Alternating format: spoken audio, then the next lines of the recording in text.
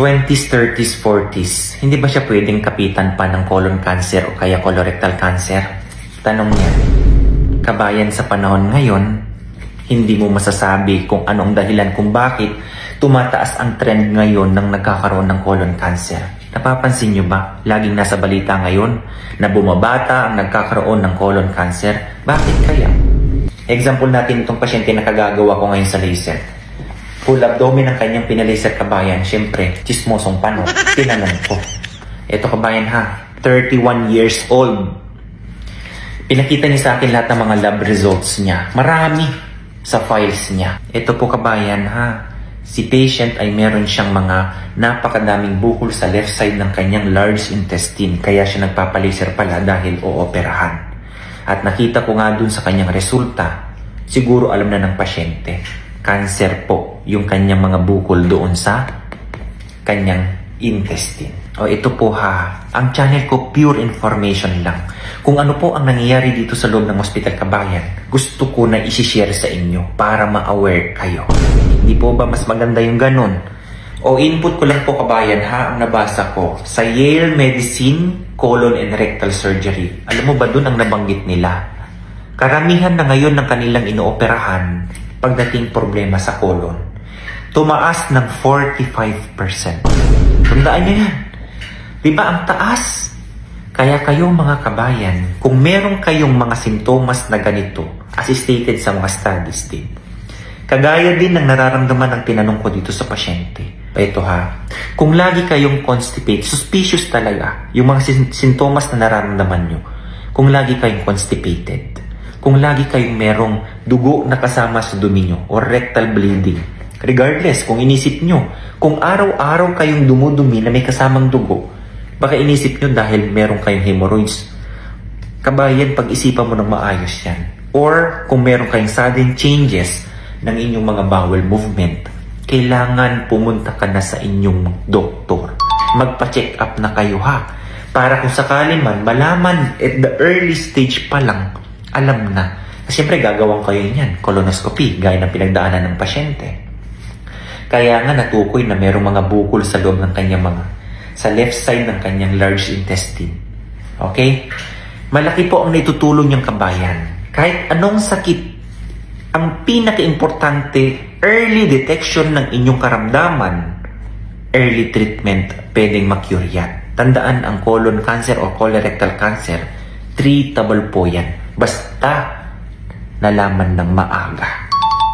Ang sabi sa Yale Medicine, kabayan, kasi sila ang gumawa ng studies sa nabasa ko. Nabanggit po nila sa kanilang studies, eto kabayan ha, nobody knows for sure bakit nagkakaroon ng colorectal cancer. Lalo na yung mga pabata ngayon, eto lang ang kanilang masasabi. As compared sa panahon noon sa ngayon, eto ang mga dapat tingnan nyo, kabayan. Kung ikaw ba ay laging nakasedentary, mas madami ang inupo kaysa sa paggalaw mo at tinayo mo. Kung ikaw, kabayan, overweight, kailangan mag-lose ka ng weight. Obesity. Kung ikaw ay may bisyo, smoking, heavy drinking ng alcohol, ito ang pinakatitingnan nyo, kabayan. Which is, yan ang indicated na ito ang problema siguro sa mga kabataan ngayon. Yung nagtitake ng mga pagkain na mababa ang fiber, mataas ang fat diets. Sige nga. At yung diet high sa mga processed food. Kasi kadalasan ngayon, puro mga makinarya na daw para mapabilis ang mga accessible ang mga kinakain. Pati na rin yung environmental factor. At yung huli lang na nabanggit nila dyan, genetics. So kabayan, nasa inyo po ha. Tingnan nyo po talaga. Pinaka-importante dyan, overall, kinakain. At saka kung ano yung ginagawa mo. Siyempre, kung hindi balanse lahat yan, for example, nagtitake ka ng very low fiber na pagkain at high fats, asahan mo gaganda ba ang daloy o digestion mo sa inyong mga bituka, sa mga colon? Hindi, kabayan. Diyan daw naiipon yung mga toxins na pwedeng mag-cause ng problema sa inyong mga colon.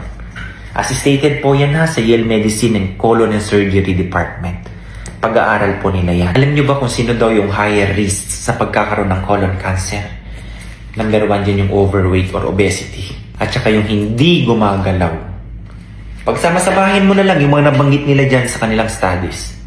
Kapag ikaw nagtitake ng mga pagkain na mababa sa fiber, lagi kong sinasabi sa vlog ko yan, maganda talaga ang mag-take kayo ng mga pagkain mataas ang fiber. Kasi yan ang tagawalis ng mga pwedeng dumi yan sa mga colon. Dito sa kalagayan ng pasyente ngayon, pinakalas na nagpagawa sa akin ng analysis. Pagtingin ko pa lang sa dumi niya, kabayan, totoo, may mga dugo sa kanyang dumi.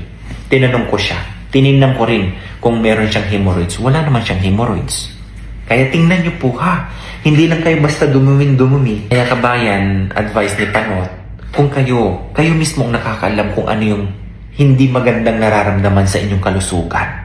Alam nyo yan, na merong mali kapag, siyempre, kung ikaw may bisyo, kinakain mo ang bawal, alam mo, balang araw magkakaroon ng problema.